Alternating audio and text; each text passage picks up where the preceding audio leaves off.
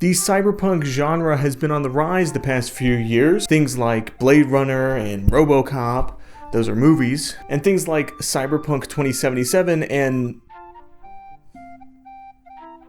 RoboCop again. They made a RoboCop game, so that's also a thing. It's this dystopian, grungy, cybernetic-infused genre that has really captivated a lot of people, and it's a very popular genre. But what about Cyberpunk and Doom? What would happen when you put those two together?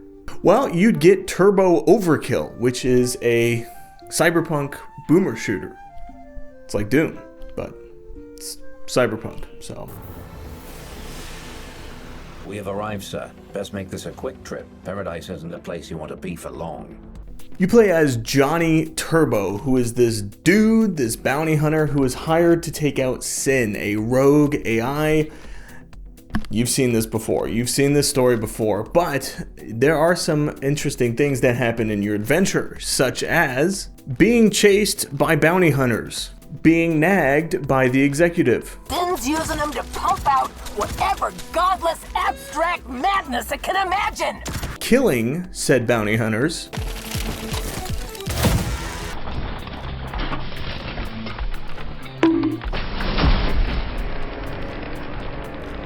But also being killed by said bounty hunters. Getting rebuilt by the rogue AI you were hired to go after in the first place. Collecting a suite of sweet weapons.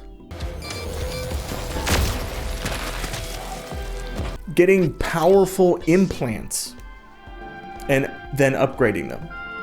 There's a lot of upgrades. Get bombarded by one-liners by your car's AI. There's a lot of AI in this game. Why?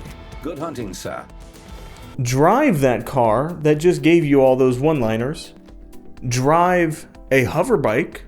Drive a mech suit. Drive the 2011 movie has a jacket that kind of looks like the one that you wear in the game. I really wanted another drive point. The story is very simple. It's not going to win any awards or anything for its story, but it is simple for a very simple game. It's a boomer shooter. It's Doom. You shoot stuff. You're good. I mean, you don't need a fancy story for that. It has enough motivation for what it is, but it's not super worth talking about. It's cool. I like it. I think it's good. It serves its purpose, and it's fun, but it's not much more than that, so. Let's talk about something else. What else is... Oh, guns. So there are 10 guns. 10 guns in Turbo Overkill. So first up we have our pistols. These are the two guns that you start with. And unlike most pistols in games, these actually stay quite relevant throughout the runtime. So you're actually going to be using these. Then you have the shotgun. Its alternate fire is an EMP blast that you will use more than the actual shotgun itself. Then we have the super shotgun, which I will be totally honest with you right now. This is a very not great super shotgun. It lacks punch, it lacks damage, but eventually it can be upgraded to light things on fire and explode with its pellets. And then you have a 10th weapon. It's not really a gun, but it's chainsaw arms. I like the chainsaw arms. But guns are not the only tool you have. There are some abilities as well, which includes wrist rockets. Watch those wrist rockets. This is called the F-bomb, and you shoot them out, and that's why it's called the F-bomb. And then you have a Sandevistan. This is a fancy term for slow-mo. I don't actually think it's called Sandevistan, but it basically is. And then you have a grappling hook, because what game is complete without a grappling hook? This one can be used to grapple to points or to enemies. You can actually get an upgrade that lights them on fire when you grapple them, which, again, is never not fun. I thoroughly enjoy lighting things on fire. And then you have the piece de resistance of the game, which is the chainsaw leg. The chainsaw legs actually end up being like one of the better weapons. You can get so much damage on them that they just shred through stuff, metaphorically and literally. Now these are your tools, and you're going to need all of them because the game gets pretty freaking difficult in the later levels. What started out as fodder enemies end up becoming fodder enemies. What are the bigger enemies also become fodder enemies in the later levels. And the big enemies also become fodder enemies. The later levels have almost 800, 900, almost 1,000 enemies in them. And that's a lot. I don't think I could picture that many enemies on the screen at once. But thankfully they're not all on the screen at once. Now, these all can be upgraded. The weapons can be upgraded, but more importantly, your abilities and your character can be upgraded through this perk implant system. Now, these perks can be combined with each other, but a lot of them are very, very strong on their own, but you can only put a certain amount of them on, so there is some give and take of what kind of playstyle you want to craft. I wouldn't say that they're builds, it's not that kind of game, but there is a lot of options for what kind of perk setups you want to use. For instance, if you want to use the chainsaw legs a lot, like me, then you can put on damage or an extra chainsaw leg or more damage. I really like how much the chainsaw legs do. You've got 5 placements, 2 slots per placement, and lots of perk combinations. There's up to 8 perks per slot. Some of them are hidden, some of them you buy from shops. There's a lot of secrets, and a lot of these secrets reward you with more perks to try out and use during the game. You also install these implants at a vending machine, which is very cool, but it sounds kind of like a legally distinct Mickey Mouse. Me. Splice now! Oh, come on. You can splice more than that. I said, splice today, you fucking bitch. You think you're better than me? I made you. I won't fight.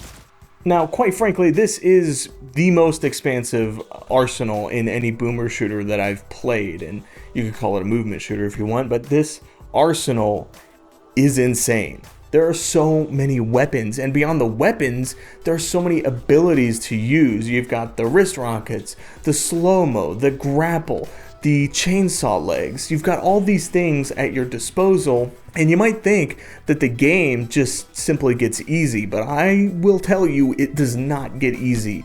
When your abilities go up, so too does the enemy count. They did not hold back on the character power in this game, and you can really feel it at the end of the game when you have everything firing off all at once. You become kind of like a cybernetic god. Now, the story and the weapons and the equipment and the perks do not matter whatsoever if the levels suck.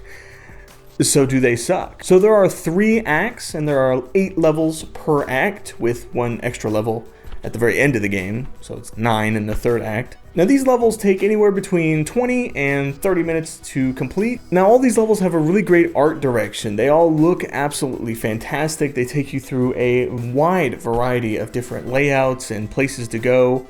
Some of the levels are very linear. You just go from point A to point B, opening doors along the way. And other levels are a little bit more open-ended. There's a little bit more exploration. Not so much an open world kind of game, but there are some sections where you can spread your wings out a little bit and really push the movement system to its limits. Some of these levels have a vehicle section to kind of break up the infantry combat, if you will, but most levels have some sort of new toy in them because there's so many weapons and abilities and gadgets and upgrades and things to progress with your character. There's just always something. But okay, how does the combat actually flow? Because if the combat kind of sucks, these levels and these weapons don't really matter. But thankfully, there is a great combat system here, and these tools get put to very good use. It's a very fast-paced game, and it has a really good flow to it.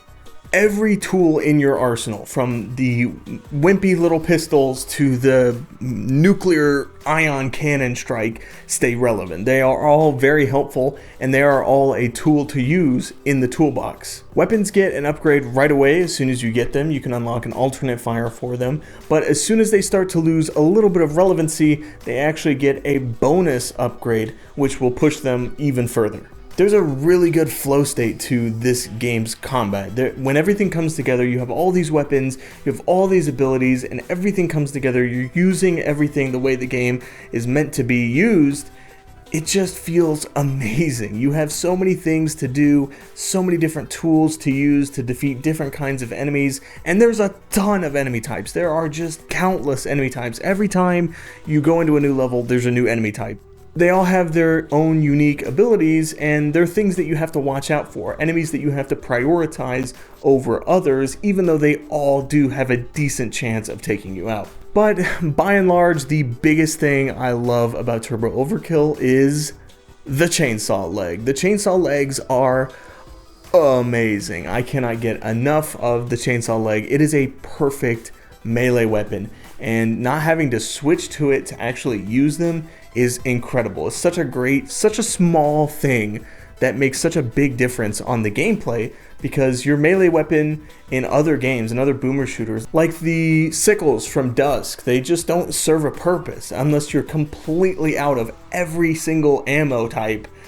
There's no reason to use the sickles. But in Turbo Overkill, the chainsaw leg stays relevant. It is always good to use, and you can get a lot of benefits out of it. You can get health, you can get armor. There's a lot of different things that you can do with the chainsaw legs, and that's just one tool in the toolbox. So ultimately, Turbo Overkill, while it does ride the cyberpunk hype, it is a lot better than just riding the hype. It does its own thing, and it does it very, very well. It is a fantastic shooter, and honestly, probably the best shooter I've ever played. And that's really saying something, because we have a lot of good shooters these days, but Turbo Overkill manages to be its own thing and combine a lot of things. It has really good character progression. It has a ton of weapons. It has really fun gadgets and abilities to use, and it blends them all seamlessly into a game that gives you so much power but never feels easy. The enemies always put up a fair fight, and yeah, some of them are very easy to take out, but if you get hit, you're gonna feel it. So overall, Turbo Overkill is probably my favorite indie shooter, and maybe my favorite shooter, period, because it has such great level design, it has great art style, it has great weapon variety, it has such a good combat flow to it that I can't help but jump back in every once in a while just to play the game, because the game is fun to play. And you're getting a lot of levels, 8 levels per act, 3 acts, 1 extra level at the very end, and they all take 20 to 30 minutes to complete. So you're looking at a sizable game here that keeps your attention from start to finish. I had played it quite a bit during early access, but I had never picked it back up after its 1.0 release, and I am very happy that I did recently, because this game is absolutely fan-freaking-tastic. I love this game, and if it looks even remotely interesting to you, or if you even have a love for shooters in general, you have to play this game, because it is simply that much fun. If you made it to the end of the video, thank you. It really does help the channel. Let's talk about Turbo Overkill down in the comments. Have you played this game or even heard of it? Let me know down in the comments, and until next time.